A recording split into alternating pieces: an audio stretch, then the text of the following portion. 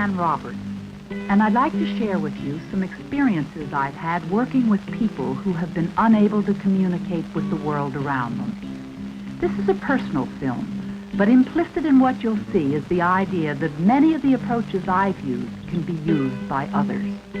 My methods have been derived from training at the Philadelphia Child Study Center, my work as a group therapist, professional experience in the theater, and an innate desire to communicate with people.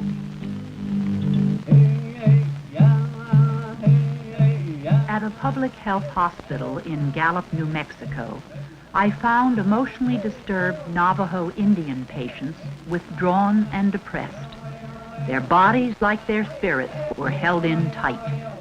Traditional forms of therapy had failed to produce any noticeable results. I approached them with a series of non-traditional techniques, utilizing games, movement, and the ancient rhythms of their own music.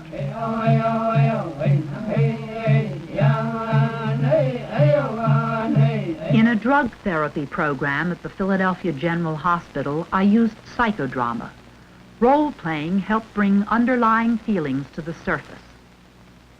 At the West Philadelphia Mental Health Consortium, I worked with delinquent children using puppets and original stories to help them express pent-up feelings.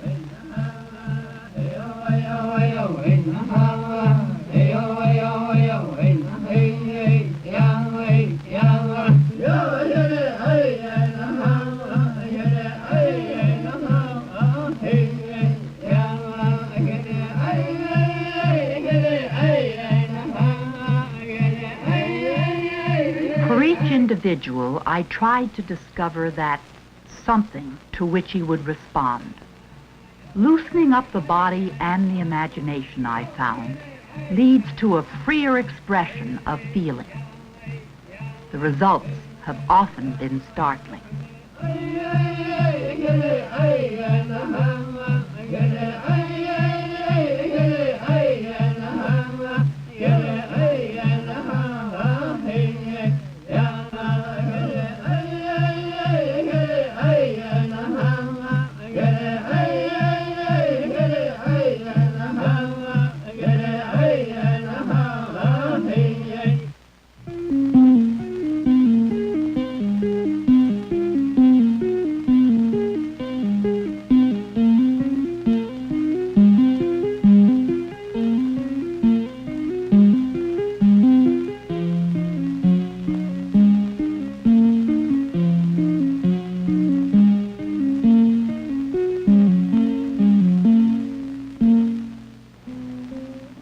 In Philadelphia, doctors at St. Christopher's Children's Hospital learned of my work and were interested in my approaches to patients with communication difficulties.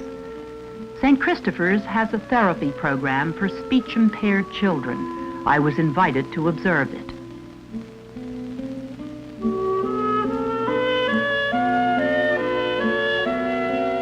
Three youngsters had failed to respond to the established clinic procedures.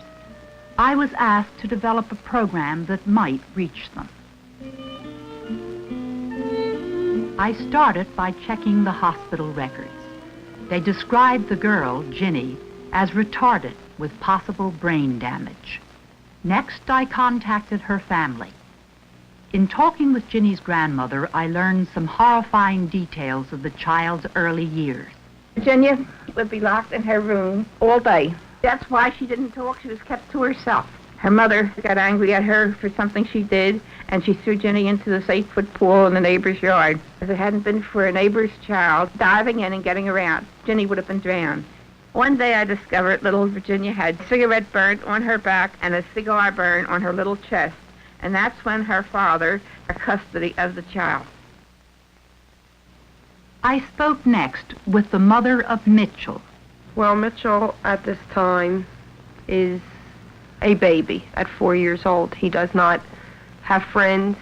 He does not communicate with other children. Verbally, no one understands him, including my husband and I. At St. Christopher's, he's been with the program in the speech therapy department about 5 or 6 months, has shown no progress at all, and has reverted due to the fact that he has rebelled and does not want to come anymore. This is a very, very trying time in our lives. Eddie's parents were worried about their child. Eddie doesn't seem to have any interest in anything.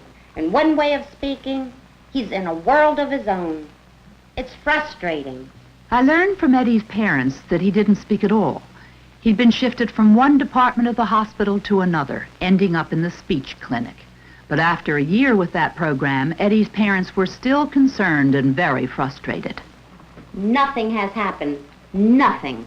A whole year was wasted in that speech program. I'm tired of nothing being done. I'm just disgusted with the whole thing. Well, maybe if a new approach, if he couldn't do anything in the other speech class, I don't see how you can help. Not unless you got a magic hand.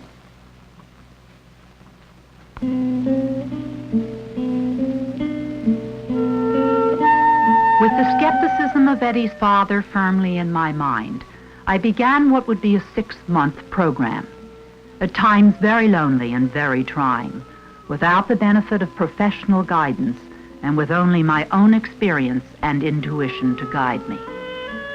When I first observed these children, I felt that they were not ready to talk. It seemed to me that the desire to talk was lacking. And so my first objective was to build the child's ego and strengthen his belief in his own worth. I felt that if I could accomplish this, it would stimulate the desire to communicate verbally. My plan was to build a tight personal relationship with each child, starting at the most elementary level. The room that I set up at the hospital, I tried to make a place that the child would want to be in, a place where we would have lots of fun. Everything in it had a special reason for being there. I met with each child for an hour, twice a week. As Ginny and I started to work together, I noticed that she was lethargic and utterly passive. She was like a robot, completely lacking in spontaneity. You're going to move to a new house? Huh? Are you? She seemed to hide behind parrot-like behavior, protective walls, I felt, from the miseries of her childhood. Yet I sensed that she craved contact. So I wanted to develop as much of this as possible in order to break down that parrot-like behavior and give her the affection that I felt she longed for.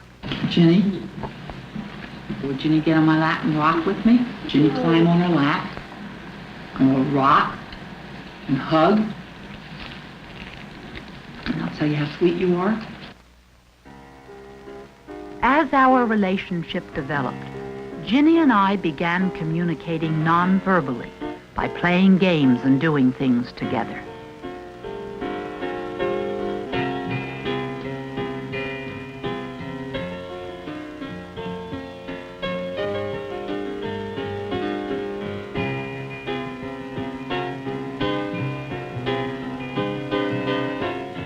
As our time together progressed, I found that as she opened up more directly in her physical relationship toward me, so too she began to open up with language. Uh-huh. The clown? Yeah.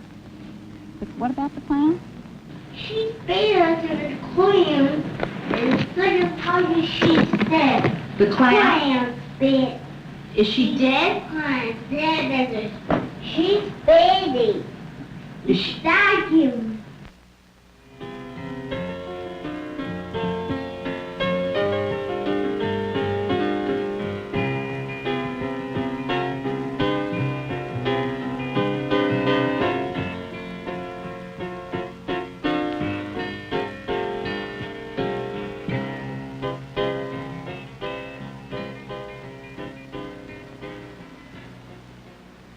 It was very obvious from the beginning that Mitch acted and talked like a baby and played the role to the hilt.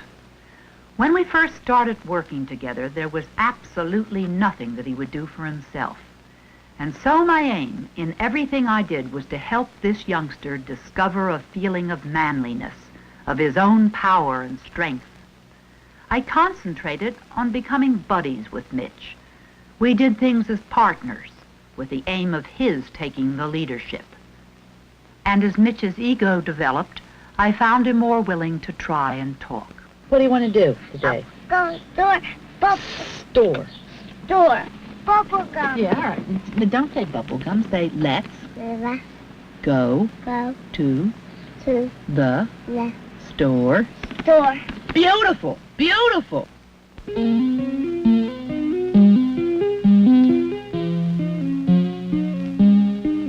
All right, now which do you want to blow? Come on, down. All right, then say. Right, down. That one. This. More. Not more, come on. Right, more bubbles. In And the pipe. fake Pipe. Pipe. pie. Yeah, pipe. Fake Perfect. I like Mr. Mitch words. That means when you say it real good. That's a Mr. Mitch word. Yeah, where are we going to put it? What? We go right. Go up high? Yeah. Say it right. Come on, Mr. Mitch. Up high. Right. Up high. Where? Up high. Well, that doesn't mean anything. Up high. Up high where? Yeah. Up high here? No. No. Up there. All right. Right there. Well, say on the window. Up high on the window. Go up high. On the window. On On the the window. window. Window. Window. That's a Mr. Mitch word. That's a Mr. Mitch word. When you say it that perfectly. Woo! Look at them. Woo! Eddie was something else again, on the go, every minute, hyperactive, a symptom of autism, I'd been told. And he was completely oblivious to anyone and anything.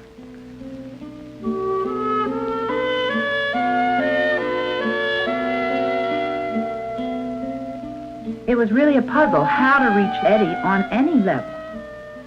It wasn't going to be possible to bring Eddie into my world, and so I decided to try and join his. Now, his was a very bizarre world indeed, and it required a real lack of inhibition on my part to indulge in this kind of thing.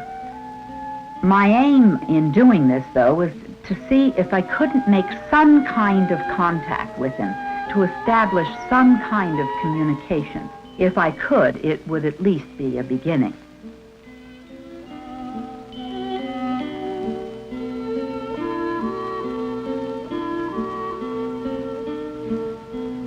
Suddenly, one day, he ran over and put his arms around me. From the moment I picked Eddie up, I could feel his very strong response. And I knew that we were in contact and communicating in some very fundamental way. He held me. He let me know that he knew that I was there, that he wanted me. And I let him know that I knew he was there and I wanted him. There were times when I would lose him and he'd go off into his own little world. But I felt that much of the time we were relating and that he was listening to what I was saying. I tried to help him differentiate between himself and me. Hi, Eddie. Can you say hi? Say hello. Say Sue.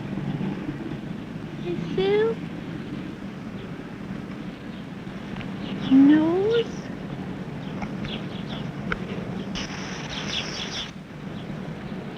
Eyes.